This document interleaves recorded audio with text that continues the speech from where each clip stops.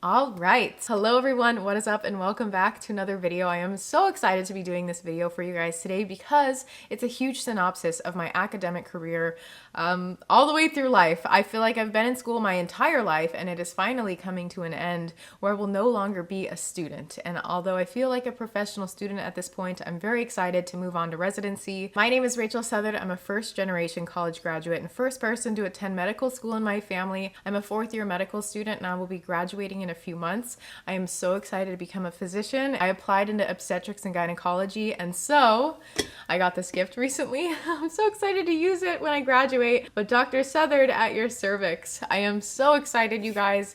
This has been a long time coming, and I just can't believe that it's finally here. This is a very casual sit-down video where I'm gonna just talk about how I was as a high school student, how I did community college and undergrad, how I graduated and got prepared to apply to medical school. And then I wanna also touch on what I've done as a medical student to get me to this point as a fourth year medical student. If you've been following my channel for a while now, you guys know that it's taken a lot to get to this point, and if you were to have told me that my life would have been in this point in my life at this time when I was a high schooler or a community college student, I would have been like, there's no way that Rachel got that far. So I'm really excited for this video to maybe inspire you, to help you believe that you can achieve and maximize your potential, even if you're coming from adversity or if you feel like you have just so many obstacles in the way of your path to achieving your goal. I believe that the obstacle is the way. This is a life-changing book that I read by Ryan Holiday. I read it a long time ago, and that book really changed the way I think and my whole perception of life and how I see obstacles, and really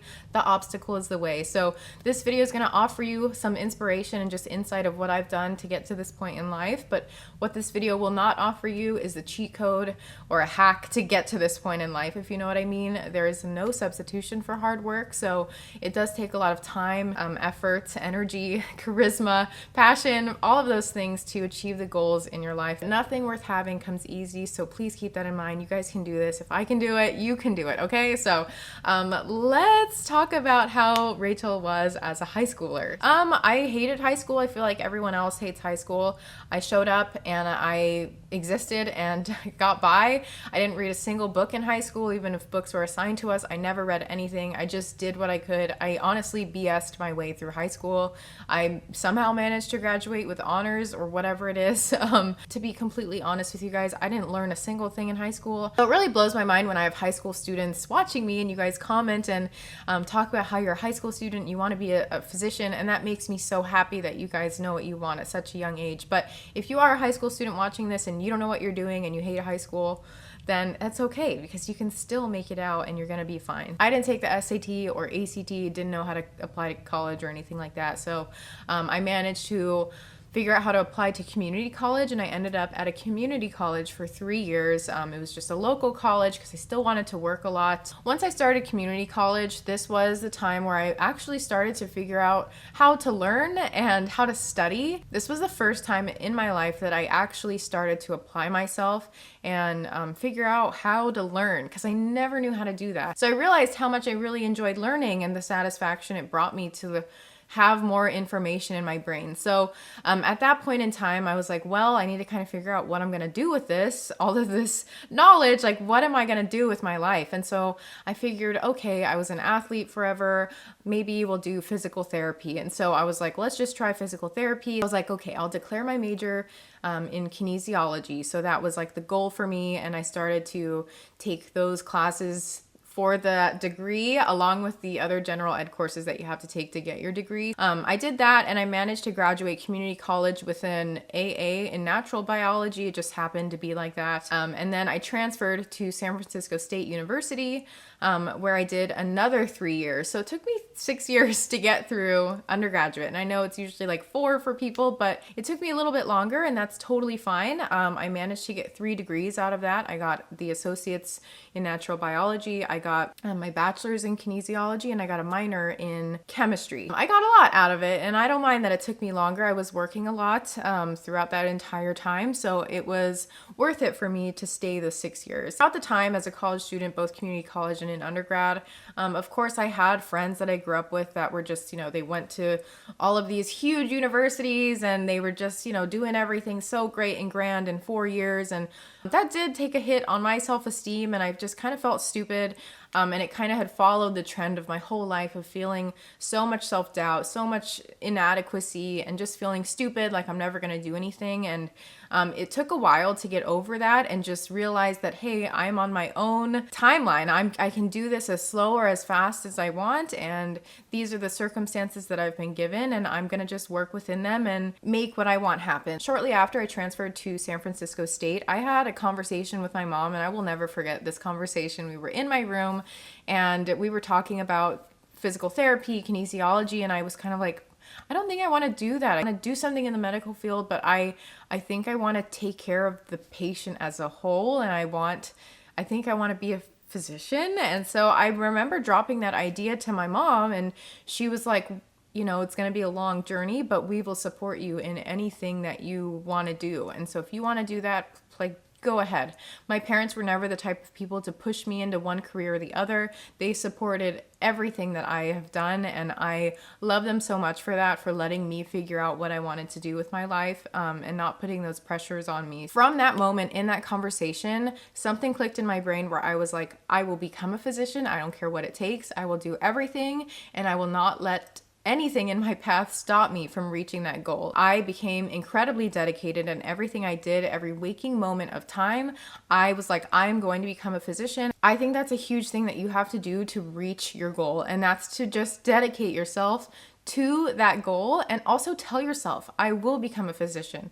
I am a pre-medical student, and I will be a physician. I will be a med student. Some of you might disagree with me with this idea of identifying as a pre-med student or identifying as a med student, making it your entire life. Personally, I identify so much as a med student right now, and I will identify so much as a physician, just because I think that I was put on this earth to become a physician. That is why I'm here, because I am so passionate about it, and I don't mind that I identify so much as this thing or this idea, my role in life, just because I'm so passionate about it, and it makes me happy. It makes me tick. This is why I do the things that I do, and why I've done the things that I've done for so many years now to get to this point in life. So although I did not always announce it to the world or tell my friends and family, to myself, I would tell myself, Rachel, you're a pre-med student. Rachel, you will be a medical student. Rachel, you will be a physician. And I always told myself this. I identified and embodied everything that I possibly could. And I think that helped me reach my goal, because it just kept the passion there, it kept the drive, and it was a constant reminder of my why. And so if you believe that you are, you will be. I need a sip of coffee. So this was the origin of really me just trying to figure out how I was going to navigate all of this stuff. So what I did at San Francisco State was I got involved with a health club. I was asking people questions in my classes, because I knew that I was in this pre-med track of taking specific classes, and I knew people around me were going to try to apply to medical school. So I would just ask so many questions to different people. I really just extracted information from people, and I didn't care if I was asking silly questions or stuff that you should know, because I didn't know anything. I didn't know how to navigate the academic realm. My parents didn't know. So I knew that, okay, I had to take these certain courses. I had to take the MCAT. I needed to shadow. I needed to do some volunteer stuff, some researching to make and check all these boxes off for this application so I can apply to medical school. So with that, the courses that I took, if you're interested, I don't know if they've changed since. I took like pre-cal and statistics. Those were my math requirements. I took Gen Chem 1 and 2 with the labs. I took OChem 1 and 2 with the labs. I took physics 1 and 2 with the labs.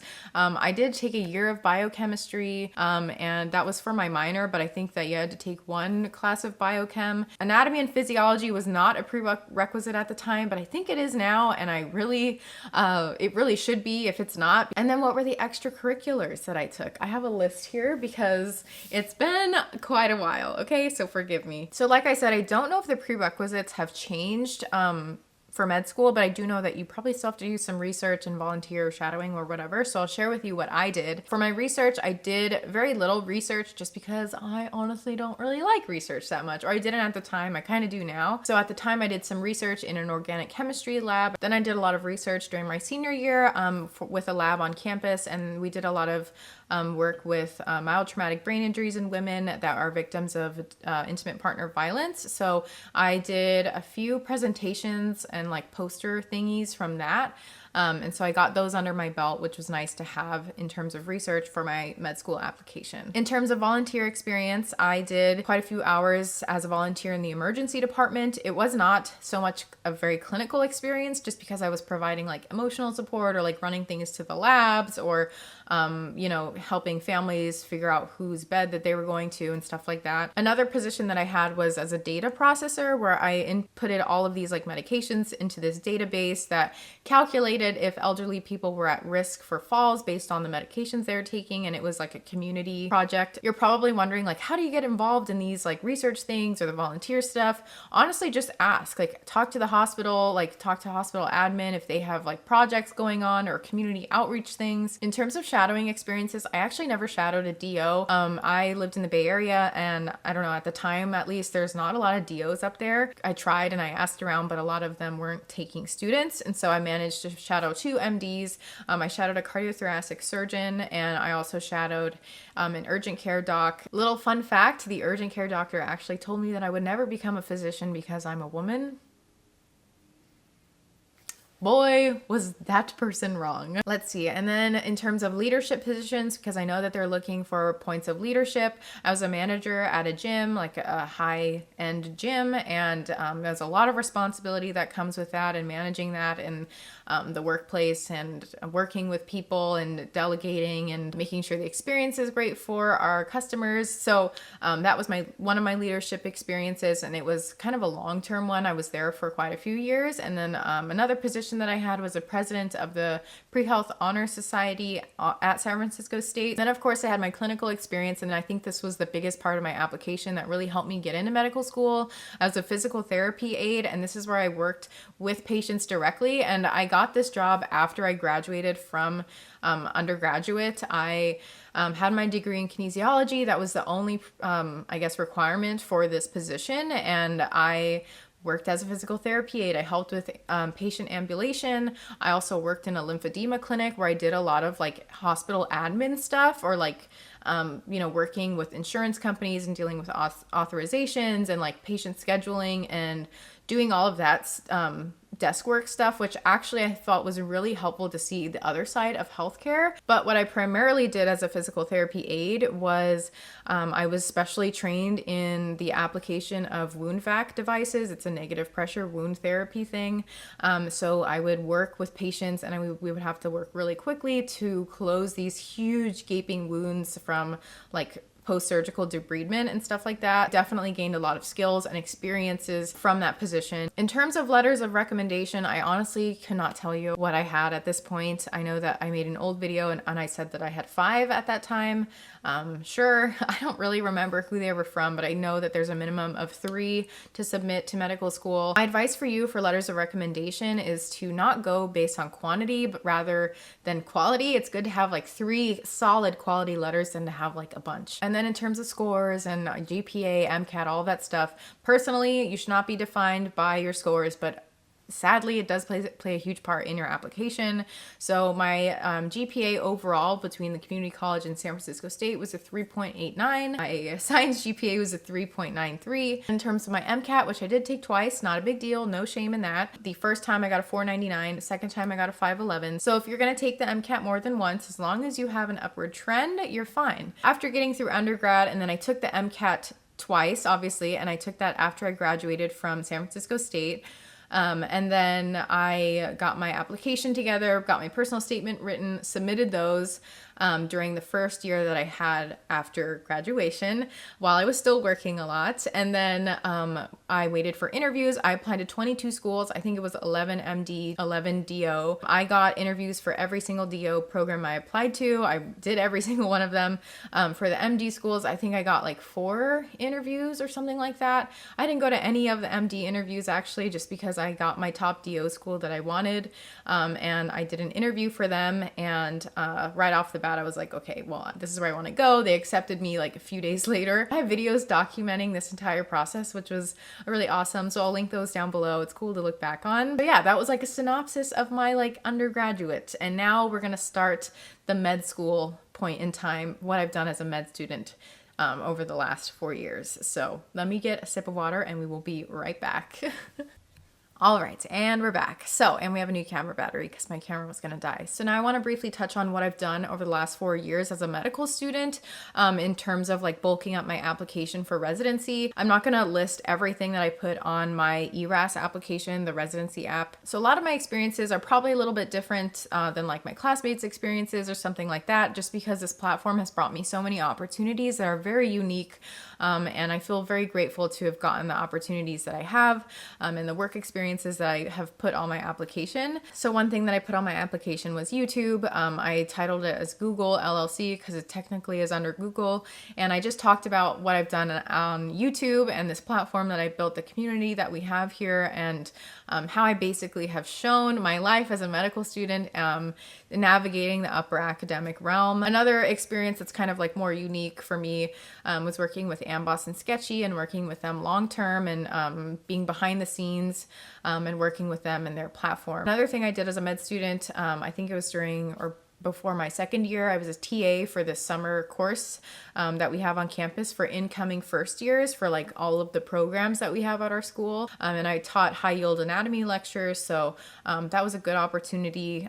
Being a TA shows like that you like teaching and that you can be a leader. And so that was really fun to do. Another thing I was involved in on campus was this community health action team. Essentially what we did was go out into the community and we did physicals for people.